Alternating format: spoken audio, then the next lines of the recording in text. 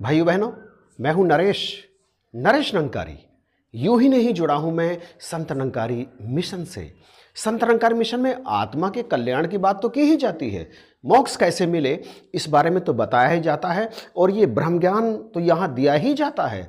साथ साथ ये संत नंकारी मिशन सदा से ही, अपने आरंभिक काल से ही मानवता को समर्पित रहा है। और यूं ही नहीं कहा जाता इस संत नंकारी मिशन को मानवता का मिशन। बात चाहे स्वच्छता अभियान की हो, चाहे प्रदूषण की बात हो, चाहे मानवता के लिए रक्तदान की बात हो, या कहीं भी कोई प्राकृतिक या किसी भी तरह की आपदा आए, तो संत नंकारी मिशन आगे बढ़कर किस तरह से अपने सेवकों के साथ वहाँ जाकर सेवा करता है, ये सारी की सारी बातें संत नंकारी मिशन को एक अनूठा मिशन बनाती हैं। आज जबकि कोरोना का ये भयंकर संक्रमण काल चल रहा है, लोग बेहाल हैं, भयावह स्थिति है, हर कोई दहशत में है।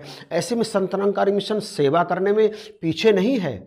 मानवता के लिए आज संत नंकारी मिशन क्या क्या कर रहा है, आज के इस वीडियो में हम यही जानने का प्रयास करेंगे। तो आइए चलते हैं वीडियो में आगे की तरफ। कोरोना के इस महासंक्रमण काल में जबकि चारों तरफ दहशत का माहौल है, लोग घबराए हुए हैं, ऐसे में संत नंकारी मिशन ने सद्गुरु माता सुदीक्षा जी महाराज की प्रेरणा से दिल्ली के बुराड़ी रोड स्थित ग्राउंड नंबर 8 के विशाल सत्संग भवन को कोरोना पीड़ितों के इलाज के लिए 1000 से भी अधिक बेड का ट्रीटमेंट सेंटर बना दिया है, जिसमें सरकार के सहयोग से मरीजों के खाने पीने की व्यवस्था मिशन के द्वारा ही की जाएगी।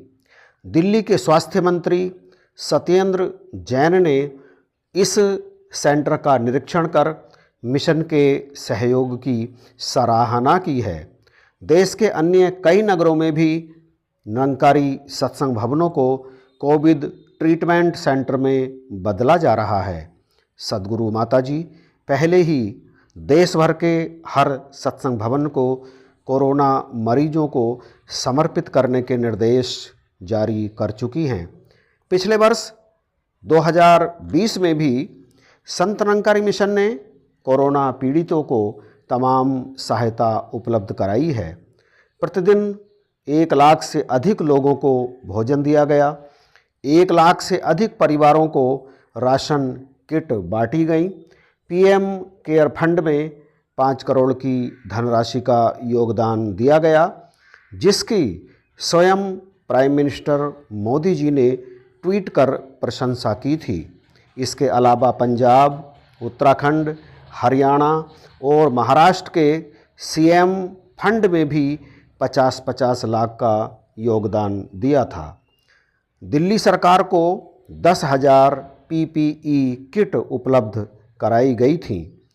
इस समय भी तमाम नंकारी सत्संग भवनों को कोरोना केयर सेंटर में बदला जा चुका है और कुछ को बदला जा रहा है। असंख्य स्थानों पर लंगर लगाए जा रहे हैं। निरंकारी सेवा दल बिना थके लंगर सेवा कर रहा है, जहां तमाम ज़रूरतमंद व्यक्ति भोजन कर रहे हैं। नर सेवा, नारायण पूजा, वास्तव में इंसानियत की सेवा करना, इंसानियत की सेवा में अपना योगदान देना ही वास्तव में परमात्मा की पूजा करना है। परमात्मा की पूजा करने के लिए किसी दीपक को जलाने की, किसी धूपबत्ती को, अगरबत्ती को जलाने की, घंटे बजाने की आवश्यकता नहीं है।